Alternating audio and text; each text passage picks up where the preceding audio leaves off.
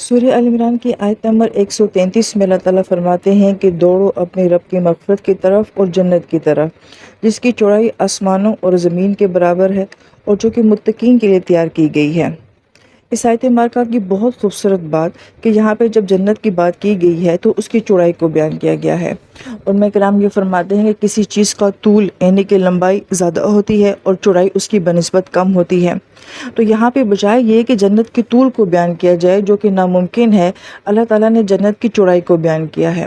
اور پھر چوڑائی کو کس چیز سے بیان کیا گیا ہے؟ سماوات والارض کے ساتھ بیان کیا گیا ہے۔ اور اس میں جو خوبصورت نقطہ پایا جاتا ہے وہ یہ کہ اگر جنت کی چوڑائی جو ہے وہ اس آسمان اور زمین کے برابر ہے تو سوچیں کہ پھر اس کی لمبائی کتنی زیادہ ہوگی۔ تو بعض اوقات کسی چیز کا نہ بیان کرنا اور اس کی بنسبت کسی دوسری چیز کا بیان کرنا کہ جس کو جتنی بھی وسعت کے ساتھ بیان کیا جائے مگر وہ اس کی بنسبت بہت محدود ہو، تو اسی سے اس چیز کی وسعت کا اندازہ ہو جاتا ہے۔ لہذا جب جہاں پہ یہ بیان کیا گیا کہ چوڑائی اتنی زیادہ ہے تو پھر اس سے انسان کی سوچ اس طرف منتقل ہوتی ہے کہ پھر اس کی لمبائی کتنی زیادہ ہوگی۔ پھر اس خوبصورت آیت مبارکہ میں جنت کا سائز بیان کرنے کے لیے لفظ عرض جو بیان کیا گیا ہے، اس کا دوسرا معنی ہوتا ہے کسی چیز کی ویلیو کا ہونا اور قیمت کا ہونا۔ تو اس صورت میں آیت مبارکہ کا مفہوم یہ بنتا ہے کہ وہ جنت جو اللہ تعالیٰ اس آیت میں سنا رہے ہیں اس کی ویلیو اور اس کی قیمت آسمانوں اور زمین میں اور جو کچھ بھی ان کے درمیان میں ہے اس سے کہیں زیادہ ہے۔ پھر اس آیت مبارکہ کے متعلق ایک اور جو بہت ہی خوبصورت نقطہ بیان کیا جاتا ہے وہ یہ کہ یہاں پہ جس جنت کو سنایا گیا ہے اس کی جب چوڑائی کو بیان یا سائز کو بیان کیا گیا ہے تو سماوات والارض کا لفظ استعمال کیا گیا ہے۔ اور سورہ حدید میں بھی اللہ تعالیٰ نے جب جنت کے سائز کو بیان فرمایا ہے تو وہاں پہ سما والارض کی بات کی ہے۔ اب سما اور سماوات میں اکثر جو ہے وہ فرق اب جان چکے ہوں گے۔ سما جو ہے سمن سے ہے اور سمن کا مطلب ہوتا ہے بلندی کا ہونا، یعنی کہ ہمارے سے اوپر بلندی میں جو کچھ بھی ہے وہ سب کچھ سما میں داخل ہو جاتا ہے۔ اب اس میں 7 آسمان بھی شامل ہو جاتے ہیں، فضا میں جو کچھ بھی ہے، نظام شمسی ہے، سیارے ہیں، ستارے ہیں، وہ سب کچھ جو ہے وہ سما کے لفظ کے اندر آ جاتا ہے۔ لیکن جب ہم سماوات کہتے ہیں تو اس سے مراد صرف 7 آسمان ہوتے ہیں۔ لہٰذا اس طریقے سے اگر دیکھا جائے تو سماوات محدود ہو جاتا ہے اور سما جو ہے وہ وسیع ہو جاتا ہے۔ اب جو خوبصورت بات کی گئی ہے وہ یہ کہ جہاں سما کی بات کی گئی ہے یعنی کہ جس جنت کو سنایا جا رہا ہے سورہ حدید میں، اس کی وسعت کو بہت زیادہ بیان کیا جا رہا ہے۔ اور اس کی وجہ کیا ہے کہ اس آیت مبارکہ میں کہا جاتا ہے کہ یہ جنت جو ہے یہ کس کے لیے تیار کی گئی ہے؟ ان لوگوں کے لیے جو اللہ پہ ایمان لاتے ہیں، نبی علیہ السلام کے اوپر ایمان لاتے ہیں۔ اب ایمان لانے والے بہت سارے لوگ ہوں گے، لہٰذا ان کی کثرت بہت زیادہ ہے، اس وجہ سے ان کی جو جنت بیان کی گئی ہے اس کو سما کے ساتھ بیان کیا گیا ہے کیونکہ ایسے لوگ بہت زیادہ ہوں گے۔ لیکن جب اس آیت مبارکہ میں جنت کے سائز کو بیان کیا گیا ہے تو سماوات یعنی محدود کو بیان کیا گیا ہے۔ اس کی وجہ کیا ہے؟ کیونکہ اس آیت مبارکہ میں جو عمل بتایا جا رہا ہے کہ رب کے مغفرت کی طرف بھاگنا، دوڑنا، اس کے لیے کوشش کرنا، ایکسٹرا ایفرٹ کرنا، یہ سارے وہ کام ہے یہ ہر کوئی نہیں کر سکے گا۔ جو کوئی ہوگا جو اس طرح کی دوڑ اپنی زندگی میں لگائے گا، چونکہ یہ لوگ بہت محدود ہوں گے اس لیے ان کے لیے جس جنت کو بیان کیا گیا ہے اس کو بھی محدود انداز میں بیان کیا گیا ہے۔ یہ اور بات ہے کہ محدود بیان کرنے کے باوجود بھی اس کی چوڑائی جو ہے وہ آسمان و زمین کے برابر سنائی گئی ہے۔ تو یہ بڑی خوبصورت نکات ہے جسے ہمیں ان آیات کی خوبصورتی کا۔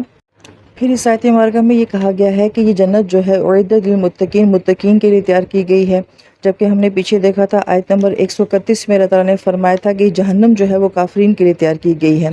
دونوں جگہوں پہ اعدت کا لفظ استعمال کیا گیا تھا جو کہ عدد سے ہے، اور عدد کا مطلب ہوتا ہے کہ جو انسان دنیا میں کوئی نیک کام کرتا ہے تو اس کی ایک ایک نیکی کے بدلے میں اللہ تعالیٰ نے اس کا ایک ایک اجر جو ہے وہ الگ الگ تیار کر کے رکھا ہوا ہے۔ اور ایسے جو انسان دنیا میں گناہ کرتا ہے تو اس کے ایک ایک گناہ کے بدلے میں اس کی ایک ایک سزا جو ہے وہ الگ کر کے رکھی گئی ہے۔ جیسے کہ ہم دنیا میں دیکھتے ہیں کہ اگر 10 لوگوں کی دعوت ہوتی ہے تو 10 پلیٹیں، 10 چمچ، 10 گلاس رکھے جاتے ہیں، تو گویا کہ عدد کے حساب سے ساری ارینجمنٹ کی جاتی ہے۔ تو عدد لفظ کے اندر یہ معنی پایا جاتا ہے کہ عدد کے مطابق جو ہے دنیا میں نیکی کرنے والوں کے لیے بھی اجر ہے اور غلط کام کرنے والوں کے لیے بھی عذاب ہے۔ پھر اس کے بعد وہاں پہ الکافرین کہا گیا تھا، وہ خاص قسم کے کافروں کے لیے بنائی گئی تھی، اور یہ للمتقین کہا گیا ہے جو خاص قسم کے متقین لوگوں کے لیے بنائی گئی ہے۔ اور متقین کو جو ہے وہ اسم کے ساتھ بیان کیا گیا جو کہ مسلسل اپنی زندگی میں کوشش کرنے والے ہیں۔ پھر یہاں پہ علماء کرام یہ فرماتے ہیں کہ تقویٰ کا مطلب ہر جگہ ایک جیسا نہیں ہوتا، لہٰذا ہمیں ہر آیت مبارکہ کو دیکھنا پڑتا ہے کہ وہاں پہ تقویٰ جو ہے وہ کس طرح سے استعمال کیا گیا ہے۔ جیسے کہ سورہ بقرہ میں جب اللہ تعالیٰ فرماتے ہیں کہ بہترین زاد راہ جو ہے وہ تقویٰ ہے، اور وہاں پہ تقویٰ کا معنی یہ تھا کہ اس زمانے میں جب لوگ سفروں پہ جایا کرتے تھے، چاہے وہ تجارتی سفر ہوا کرتے تھے یا مذہبی سفر ہوا کرتے تھے، تو وہ ایک طریقے سے آلموسٹ موت ہوا کرتی تھی، کیونکہ ظاہری بات ہے کہ ویران راستے ہوتے تھے، وسائل کی کمی ہوتی تھی، راستے میں ڈاکو اور لٹیرے ہوتے تھے، درندے ہوتے تھے، تو بہت سارے مسائل تھے جو کہ ان کو راستوں میں دیکھنے پڑتے تھے، تو جس کی وجہ سے جب وہ الوداع کہتے تھے تو گویا کہ وہ ایک طریقے سے ان کو ہمیشہ کے لیے الوداع کہنے کی سوچ سے الوداع کہہ رہے ہوتے تھے۔ اس لیے وہاں پہ کہا گیا کہ جب تم سفروں میں نکلتے ہو تو بہترین جو تمہارا زیادہ راہ ہوگا وہ تقویٰ ہوگا، تو ان میں اپنا دھیان رکھنا ہے، اپنے اسباب، ذرائع، وسائل کا ہر طرح سے جو ہے تمہیں محتاط ہونا چاہیے۔ تو وہاں پہ تقویٰ جو ہے وہ ایک خاص طرح کا معنی دے رہا تھا۔ یوں سمجھے کہ آج کے دور میں جب ہم سفروں میں جاتے ہیں تو ہمارا تقویٰ کیا ہوگا کہ ہمیں پاسپورٹ کا خیال رکھنا پڑتا ہے، ٹکٹ کا خیال رکھنا پڑتا ہے، دوسرے ملک میں دیکھنا پڑتا ہے کہ وہاں پہ ہوٹلنگ کیسی ہے، چارجز کیسے ہیں، پیٹرول انجن کو دیکھنا پڑتا ہے۔ یہ سب چیزیں جو ہوتی ہیں وہ آج کے سفر کے لحاظ سے تقویٰ کے اندر شامل ہوتی ہیں۔ تو گویا کہ محتاط ہو کے اپنے سفروں میں جانا، احتیاط کے ساتھ جانا، سارے اسباب و ذرائع کا استعمال کرنا، وہاں پہ تقویٰ ایک خاص معنی دے رہا ہوتا ہے۔ تو وہ ایک طرح کا فزیکل تقویٰ ہو جاتا ہے۔ اور یہاں پہ جس طرح کے تقوی کی بات کی جا رہی ہے، یہ روحانی تقوی کی بات کی جا رہی ہے کہ جس راستے کی تم نے دوڑ لگائی ہوئی ہے اس راستے پہ دوڑنے میں بہت احتیاط کی ضرورت ہے، کیونکہ دوڑ لگانے میں انسان گر بھی سکتا ہے، پھسل بھی سکتا ہے، چوٹ بھی لگ سکتی ہے، شکست بھی ہو سکتی ہے، پیچھے بھی رہ سکتا ہے، لہٰذا بہت تقویٰ کے ساتھ، بہت احتیاط کے ساتھ تمہیں اللہ تعالیٰ کے لیے دوڑ لگانی ہے۔ اور علماء کرام یہ فرماتے ہیں کہ اس طرح کی دوڑ لگانا بذات خود ایک تقویٰ والا عمل ہے، کیونکہ ظاہری انسان ہے کہ جو انسان کسی نیکی کے لیے، اللہ کی رضا کے لیے بھاگ رہا ہے تو وہ جو آگے کی طرف جا رہا ہے اور وہ جو اپنی زندگی میں بہت کچھ پیچھے چھوڑ رہا ہے تو یہ وہی کرے گا، یہ جو تقویٰ والا انسان ہوگا۔ ایک تقویٰ والا ہی جو ہے وہ اس طرح کی دوڑ میں شامل ہوگا، عام انسان اس دوڑ میں شامل نہیں ہوگا۔